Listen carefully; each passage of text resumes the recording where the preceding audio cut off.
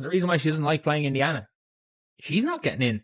Like, she's queen bee of the sisterhood. The Fever aren't in the sisterhood. The Fever aren't in the sisterhood.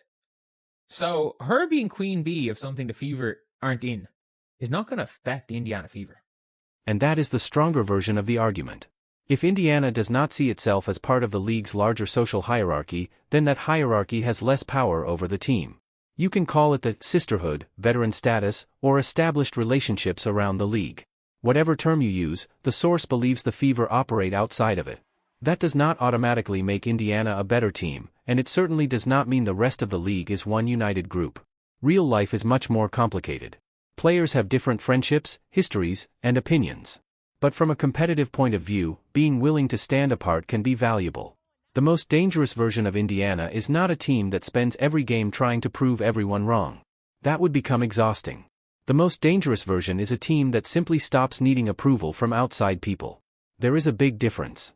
One team enters a game thinking about who respects them, what analysts said, whether opponents like them, and whether fans believe their last win was legitimate.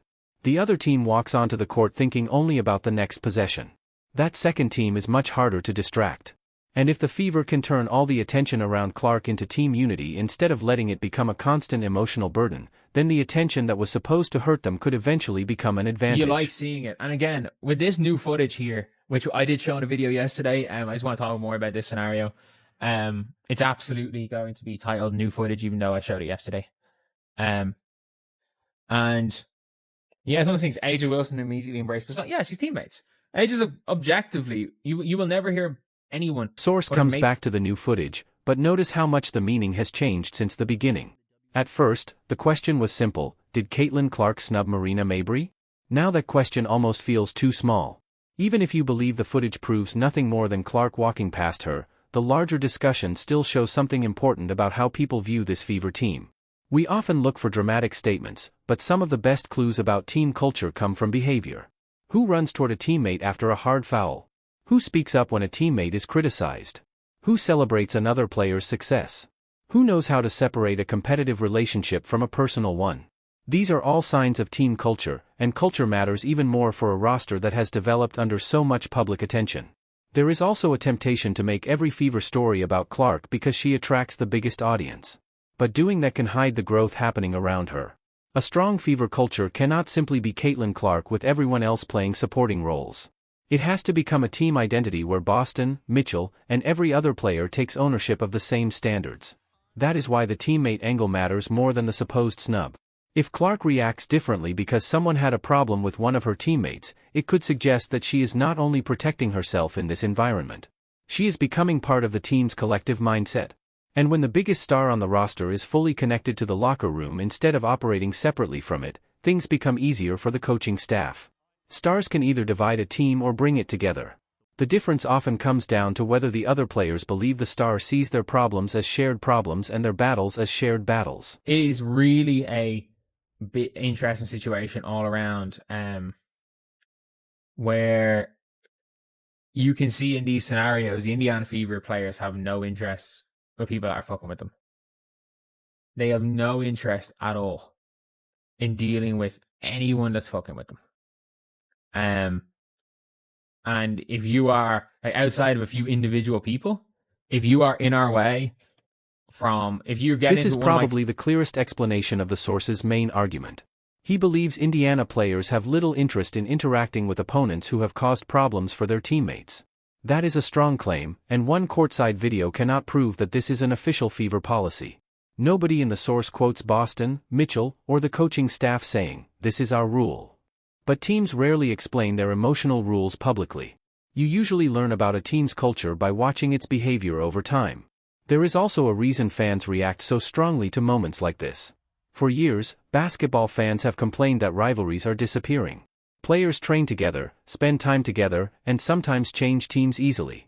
Then, when a team shows even a small sign of real competitive tension, people suddenly want to analyze every facial expression and interaction. You cannot really have both things. If fans want real rivalries, rivalries will sometimes look uncomfortable. A player may choose not to stop and talk. Former friends may act like opponents for 2 hours. A hard foul may be remembered. Teammates may become more protective of each other. The important thing is keeping that intensity within the limits of healthy competition.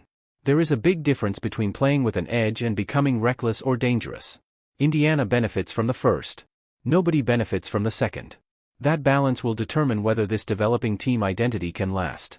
An us against the world mentality can be powerful when it creates focus. But it can become harmful if it creates paranoia. If every criticism feels like disrespect, every foul becomes personal, and every opponent becomes an enemy, players waste energy on things that do not help them win. But if Indiana uses the outside noise selectively, the formula becomes much healthier. Protect your teammates, compete hard, remember what matters, and ignore everything else. That is the version of this mentality that can actually last. We're just not interacting with you. We're not doing that shit. But yeah, look. The Fever are in a good spot, I think. And the Fever are in a good spot, this team. And that last point from the source deserves more attention than the supposed snub. He believes the Fever are in a good place when it comes to team chemistry and morale. That is the real point. The footage of Clark walking past Mabrey is interesting because it could represent something bigger, but one short interaction does not prove anything by itself. Indiana has a chance to turn years of unusual attention into a competitive identity. Teams with huge audiences often go through a strange cycle. First, everyone watches because of the star. Then every weakness gets magnified because everyone is watching. After that, the team either falls apart under the pressure or learns how to use it.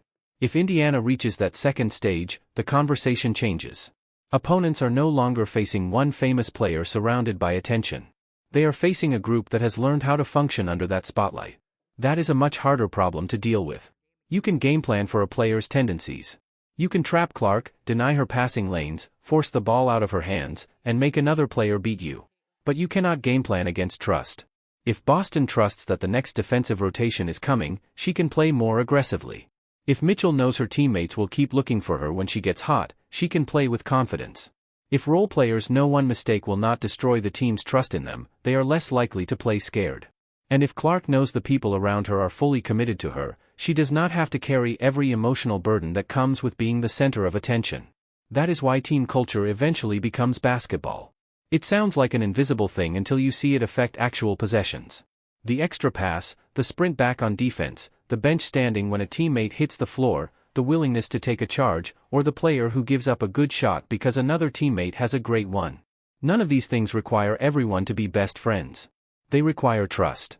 That may be the better way to understand what the source calls the absence of a sisterhood. Indiana does not need to reject the rest of the league socially. That idea goes too far. What Indiana needs is a stronger connection inside the team than outside it. There can still be friendships with opponents, and there should be. These players have known each other for years. Many train together and share national team experiences. Competitive intensity does not require fake hatred. But once the game starts, there should be no confusion about which relationships matter most for the next 40 minutes. That is something the strongest teams understand. So, when we go back to the original clip, there are two reasonable ways to view it. The first is simple: Caitlin Clark was walking through a crowded courtside area, did not stop, and fans are giving meaning to a moment that meant nothing. That could absolutely be true. The second possibility is that Clark knew who was standing there, remembered recent history involving Indiana, and simply chose not to give the interaction any attention. The footage alone cannot prove which explanation is correct. But the second interpretation feels believable to many fans because it fits a larger perception of this Fever team, increasingly protective of each other, increasingly self-contained, and increasingly comfortable without needing approval from opponents. If that perception is accurate, the biggest consequence will not show up beside the court. It will show up when Indiana faces real pressure during a game. Does the team fall apart? Does everyone try to solve the problem alone? Or do 5 players respond as one unit? That is where this culture will actually be tested. Every strong team eventually reaches a point where talent is not enough. Shots stop falling. A bad whistle goes against you. Someone gets frustrated. The opponent goes on a run. The crowd gets tense. Those moments show whether team chemistry is just a slogan or something real. Indiana may have an advantage because it has already spent so much time dealing with outside pressure that normal basketball adversity could start to feel small by comparison. Think about that. If every regular season controversy has already been discussed nationally, if every Clark interaction becomes an argument, and if every hard foul creates days of debate, then being down 8 points with 6 minutes left might almost feel peaceful. Now the team is simply solving a basketball problem. That is where the entire dynamic can change. Maybe that is what we are starting to see. Not a conspiracy against the rest of the WNBA. Not proof that Caitlin Clark hates Marina Mabrey. And not evidence that Indiana wants nothing to do with every opponent. Something more simple and believable may be happening. The team is learning that its strongest loyalty has to be inside the locker room first, with everything else coming second. And if that is what this footage represents, opponents should care less about whether Caitlin stopped for a conversation and more about what happens the next time somebody challenges one of her teammates. Because the strongest version of the Fever is not Clark fighting everyone else's battles by herself. It is the Fever treating every teammate's battle like their own. So what do you think? Was this just an ordinary courtside walk-by that fans are reading too much into? Or did we see another small sign that Caitlin Clark and Indiana have developed a real us-against-everybody edge? Drop your opinion in the comments. And if you want more Fever breakdowns based on the actual footage instead of just the noise around it, like the video and subscribe.